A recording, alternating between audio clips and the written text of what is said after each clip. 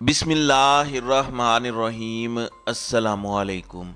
नाज़रीन कराम, नई वीडियो में आपको खुश आमदीद कहते हैं। आज का दिन बड़ा अहम है। आज आपको ये बताना ज़रूरी है कि जहां बहुत सी और वजूहात हैं काजी फ़ाइज़ ईसा और चीफ जस्टिस ग्रुप के दरमियान लड़ाई की, वहाँ कुछ ऐसी वजूहात सामने आई हैं जो आज से पहले शायद आपने इस तरह से ना सोची हों। आपको बताता हूँ वो वजूहात क्या हैं और जजेस के अंदर असल लड़ाई क्या है। 7 जजेस एक तरफ हैं, 8 जजेस एक तरफ हैं। चीफ जस्टिस कुछ और चाहते हैं, काजी फ़ाइज़ ईसा कुछ और चाहते हैं। आज फिर काजी फ़ाइज़ ईसा ने ओवर स्टेप करके नए जजेस की तकर्री के लिए खुद ही नाम दे दिए। ये उनका इस्तेकाक नहीं था, ये चीफ जस्टिस करते हैं। और फिर जुडिशल कमीशन में ये मामला जाता है और वहाँ पर भी एक तरीक़ाकार है। अब असल लड़ाई है क्या, बुनियाद क्या है इस लड़ाई की, मौजूदा हालात में इसका क्या ताल्लुक है और मुस्तकबिल के मंजरनामे से इसका क्या ताल्लुक जुड़ा हुआ है। एक सहाफ़ी है मोहम्मद जुनेद, उन्होंने इस पर कुछ फैक्ट्स निकाले हैं जो मैं एक एक करके आपके सामने रखता हूं। सुप्रीम कोर्ट में जजों की तैनाती का मसला है सीनियरिटी बमुकाबला मेरिट का। साकिब निसार, जस्टिस खोसा, जस्टिस गुलजार और जस्टिस उमर अता बंदयाल ये सब कहते हैं कि मेरिट यानी फैसलों की क्वालिटी पर जजों की तकर्री की जाए, जबकि काजी ग्रुप कहता है कि मेरिट की बजाय सीनियरिटी पर जजों को सुप्रीम कोर्ट प्रोमोट किया जाए। अहलियत और मेरिट की ज़रूरत नहीं है। जाहिर है ये जजेस हाई कोर्ट से लिए जाते हैं, तो हाई कोर्ट का सीनियर तरीन जज जो मोस्टली आपको चीफ जस्टिस नज़र आता है वो ये लेकर आए और कोई मेरिट ना देखा जाए। इस तनाज़े के पीछे एक पूरी कहानी है।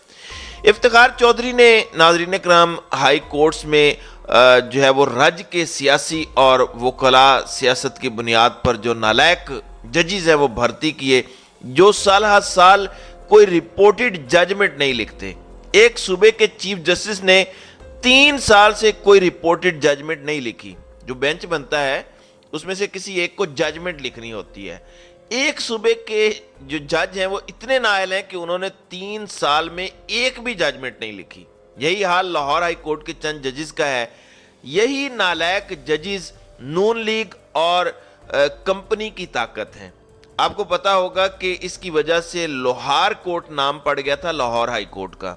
इनके फैसले भी नून लीगी और कंपनी वकला लिखते थे। कुछ अरसा कबल भी सुप्रीम कोर्ट के एक जज का अदालती नोट आपको पता है लीक हुआ, जो शुनीद है कि पीडीएम के वकील ने लिखा था, जज का बस नाम था। तो कहानी है 2008 की। जस्टिस उमर अता बंदयाल, जस्टिस खोसा और justice Saqib Nisar Lahore high court के जजेस थे। इन्होंने मुशर्रफ के पीसीओ के तहत तो हलफ नहीं लिया, लेकिन पीपल्स पार्टी की हुकूमत आई तो इन्होंने सियासी हुकूमत के दौर में दोबारा हलफ उठाया और जजेस बन गए और इफ्तिखार चौधरी ग्रुप से अलग हो गए। इसका इफ्तिखार चौधरी को शदीद गुस्सा था।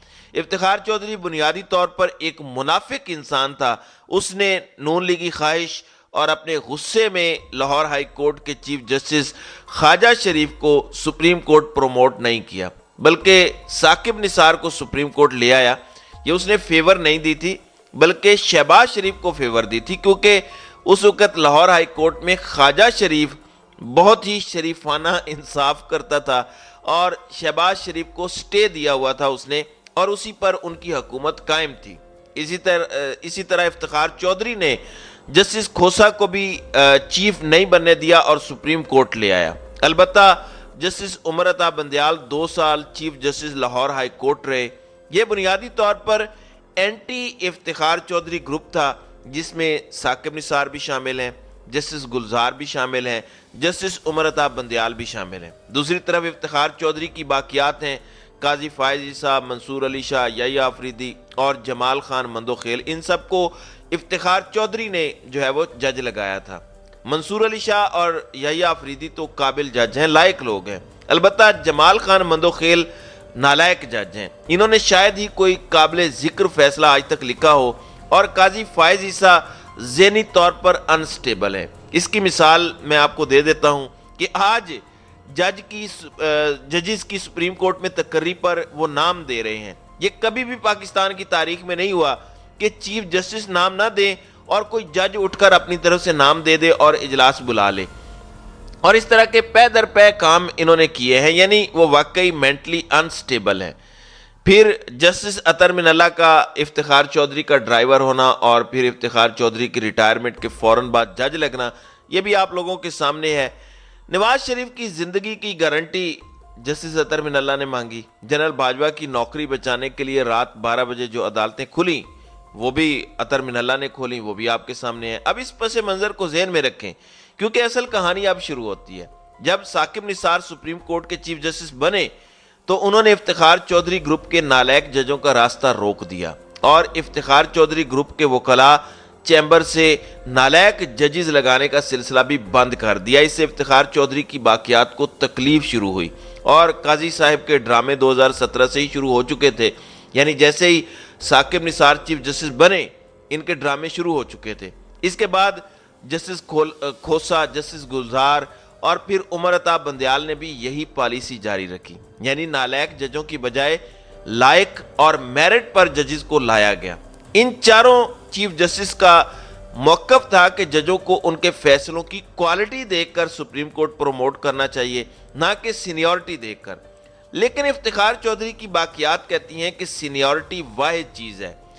اب تحریک انصاف کی حکومت اور اس سے پہلے 2017-2018 میں چونکہ ثاقب نثار گروپ کی جوڈیشل کمیشن میں اکثریت تھی تو جج میرٹ پر پروموٹ ہوتے رہے، جس میں جسٹس منیب اختر ہیں، عائشہ ملک ہیں، محمد علی مظہر، شاہد وحید اور حسن رضوی شامل ہیں۔ تو یہ کوالٹی ججز ہیں۔ شاہد وحید کے فیصلے اگر آپ پڑھیں تو آپ کو پتہ چلے کہ یہ کتنی کوالٹی کے جج ہیں۔ آگے بڑھنے سے پہلے جوڈیشل کمیشن کے بارے میں بھی معلومات لے لیں۔ اب جوڈیشل کمیشن 9 ممبران پر مشتمل ہوتا ہے، جس میں چیف جسٹس، 4 سینئر ترین ججز، 1 سابق جج، 1 سینئر وکیل، اٹارنی جنرل اور وزیر قانون شامل ہوتے ہیں۔ ان میں سے کسی کو 5 ووٹ پڑیں تو وہ سپریم کورٹ میں جج جو ہے وہ ایلیویٹ ہو جاتا ہے۔ اب اپریل 2022 تک بندیال کو جوڈیشل کمیشن میں اکثریت تھی تو ججوں کی تقرری میرٹ پر ہوتی رہی۔ پھر رجیم چینج کے بعد صورتحال بدل گئی۔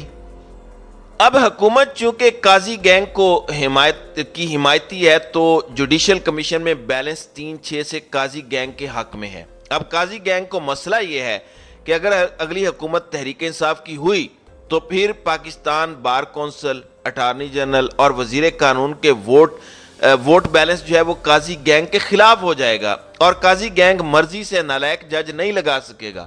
تو الیکشن روکنا اس وقت قاضی گینگ کے سروائیول کا بھی شدید مسئلہ ہے۔ جج نہ لگا سکنے کے سبب اعظم نذیر تارڑ گروپ کی وکلاء سیاست بھی تقریباً ختم ہو چکی ہے، کیونکہ ان کی واحد طاقت وکلاء میں یہی ہے کہ یہ ججز لگوا کر مرضی کے فیصلے لیتے تھے۔ وہ طاقت ختم ہونے کے بعد اب یہ سب بے وقت ہیں، وہ طاقت واپس چاہیے تو نون لیگ کا اقتدار میں ہونا ضروری ہے۔ یہ اصل مسئلہ ہے قاضی گینگ کا۔ تو یہ کچھ نئی چیزیں سامنے آئی تھی، میں آپ سب کو یہ سب کچھ ایک اور چیز بھی بتاتا ہوں۔ اب بلوچستان ایک ایسا صوبہ ہے جس کو اسٹیبلشمنٹ 100% کنٹرول کرتی ہے، کسی سویلین حکومت کی وہاں 1% بھی نہیں چلتی۔ وفاق میں بھی تھوڑا سا حصہ سویلین حکومت کو مل جاتا ہے، بلوچستان میں نہیں ملتا۔